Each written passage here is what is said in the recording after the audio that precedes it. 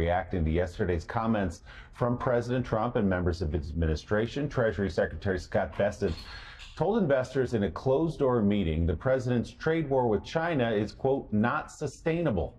According to a person in the room, Bessent said he expects there will be a de-escalation in the very near future, but acknowledged negotiating with China is likely to be a slog. Later in the day, White House Press Secretary Caroline Leavitt echoed the Treasury Secretary's optimism, adding the administration was setting the stage for a deal, although neither official suggested those negotiations actually have even begun. President Trump was asked about trade talks yesterday at the White House.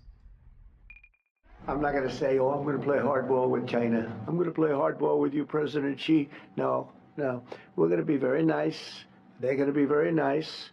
And we'll see what happens. But ultimately, they have to make a deal. 145% is very high, and it won't be that high.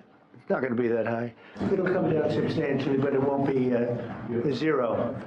It used to be zero. We were just destroyed. China was taking us for a ride, and just not going to have. It's not going to happen. We're going to be very good to China.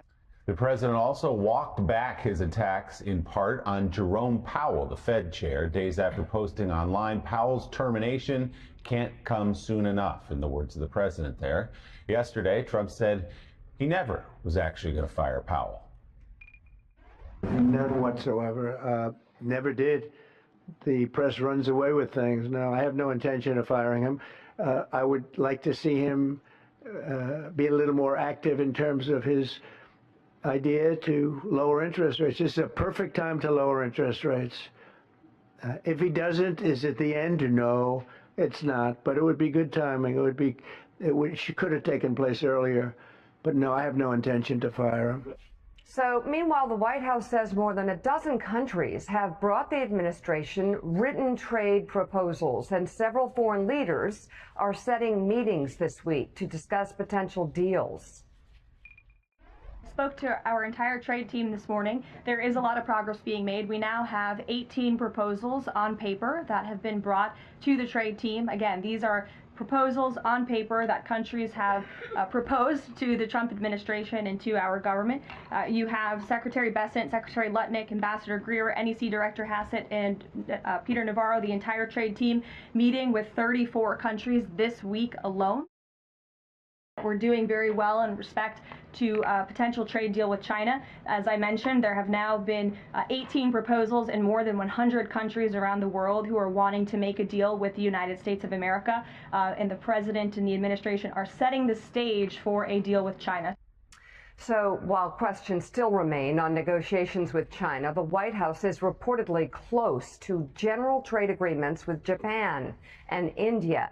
The details of the trade deals are still being worked out. According to Politico, the agreements are closer to memorandums of understanding or a broad architecture for future deals. Jim Vandehei, you guys are writing about what's happening behind the scenes and what sort of led to this moment here, saying that President Trump got a scare from CEOs and the markets on Monday. What has led to what we're seeing today? Yeah, I think the important takeaway would be in the last 24 hours, I say for the first time, we feel like in talking to White House officials, they're starting to make progress in persuading Trump that what he did early on was too dangerous and is really having ramifications that go beyond what he was seeing in his line of sight. Very important meeting yesterday in the White House. You had the CEOs of Walmart, Target, Home Depot with the president, warning him very bluntly, saying, listen, like, you're going to have price increases soon. You're going to have empty shelves in a lot of our stores. Like in 2 weeks. Like in 2 weeks. And you're going to have smaller companies going under because they're so reliant on trade, and that hasn't showed up yet at the stores, but it will soon.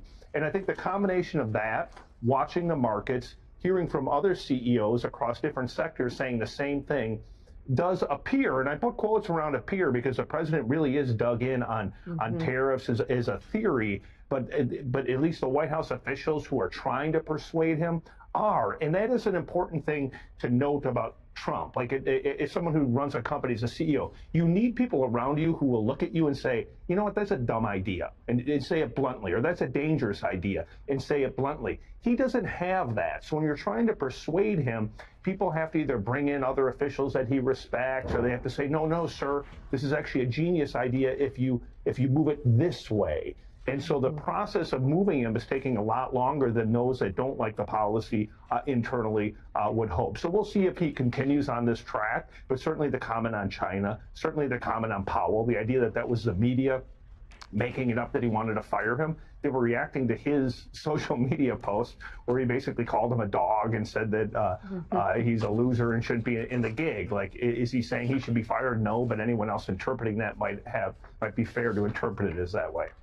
Well, yeah, I mean, Trump said, quote, on Friday in a Truth Social post, Powell's termination cannot come soon enough. That's pretty explicit. He also called him a loser a couple of days ago. But, John, what are you hearing about the turn here, from a little bit of a turn in rhetoric, at least, from the president about Powell yesterday, about China? Obviously, the markets have tanked because of these tariffs. They tanked even more when he started threatening the job of Jerome Powell.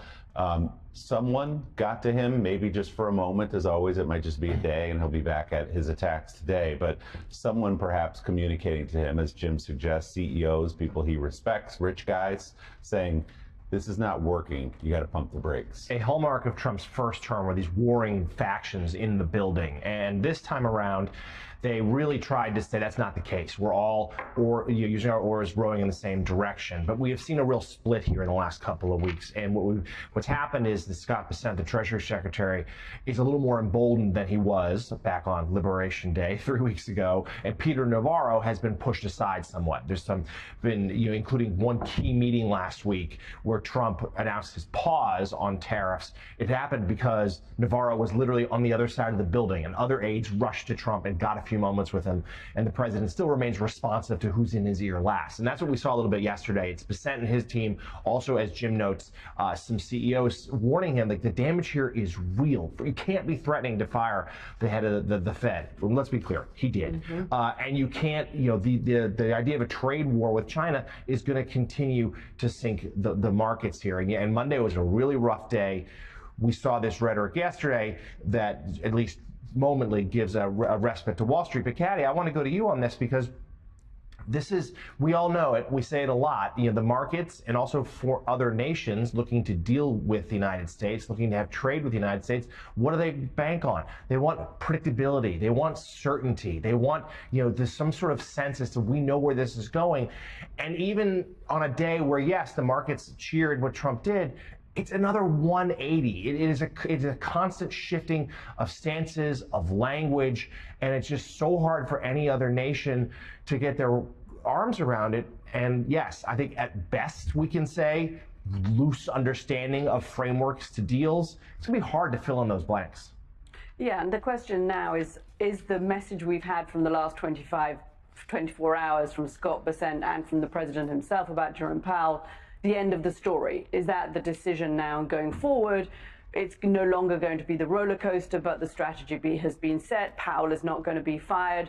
The Fed is going to maintain its independence. The tariff war is going to come down, and that a normal service, if you like, will be resumed. We don't know that yet.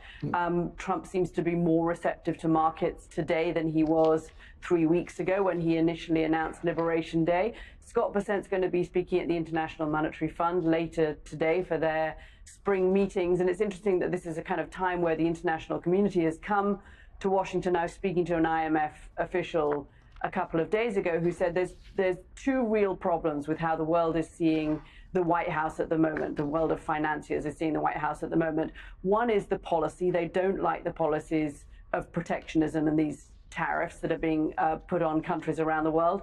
But the second and the bigger problem is a question of competence. Is this White House competent when it comes to stewardship, not just of the American economy, but of the global economy? And I was told that second issue is the bigger concern that other countries have with America at the moment. Speaking of the IMF, we're looking at this headline right here from CNBC. IMF slashing 2025 U.S. growth forecast to 1.8%. That's down almost a full percentage point for the projections internationally. Let's bring in the anchor of CNBC's Worldwide Exchange, Frank Holland. Frank, it sounds like, based on what we're talking about here, some of the leaked rhetoric that we're hearing from Treasury Secretary Bessent and from the president himself about not now wanting to fire Jerome Powell, that the futures are up a bit. I mean, absolutely. Futures are considerably higher. Looking at the NASDAQ and the S&P in the pre-market, both of them up over 2%. So very clearly, a lot of optimism over a possible end to the trade war with China that's impacted business and consumer confidence. The president's saying he's going to be, quote unquote, very nice, and he expects tariffs to come down substantially when it comes to that trade deal with China. Also, you mentioned Treasury Secretary Scott Bessent also saying he sees a de-escalation. However, when kind of pressed on it, he says that the administration hasn't really talked directly to China. However, this morning, China's adding to the conversation, saying in part in a translated statement, the U.S. can't say it wants to reach an agreement with China, and on the other hand, keep exerting extreme pressure. So that statement, again, coming from China today, translated, I guess it's one thing you could say is positive, that there's a dialogue. I talked to a lot of trade officials. They say as long as there's a dialogue, it's positive. When there isn't any conversation, it isn't positive. But the very latest from China. And then, as you mentioned, President Trump saying he doesn't want to fire Jay Powell. We saw the market sell off on Monday on some critical comments about the Federal Reserve Chair urging him to lower rates. Also, the president getting a bit personal with Jerome Powell. Remember that Fed decision's coming up on May 7th. So the market's just kind of breathing a sigh of relief that pressure on Jerome Powell seems to be going away, at least for now, and that potentially there could be a trade deal on the way. So you mentioned the futures are higher again. S&P and the NASDAQ, both of them up over 2% in the pre-market. A number of factors. Again, the president, no plans to fire Jay Powell. China trade deal. Hopes also that Tesla shares will continue to move higher. We're going to talk a bit more about Tesla. I know you guys want to talk about it, but CEO Elon Musk saying he's going to reduce his time working with Doge and focus more on Tesla. Tesla, a big part of the markets for both the S&P and the NASDAQ. A lot of weighting there, so that's those shares moving up about 6% higher, giving the markets a boost as well. One other thing to watch this morning. Apple and Meta, both of them fined by the EU today under the Digital Markets Act. About 500 million euros for Apple, about 200 million euros for Meta.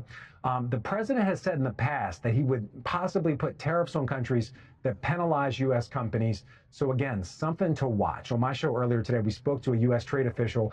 He said the trade bloc is looking to Asia to make some deals as it continues to de-risk from China as opposed to decouple from China. A lot of reports say that the White House wants the EU to decouple from China. That trade official we talked to said that's not really an option, and it's still looking to make a deal with the U.S.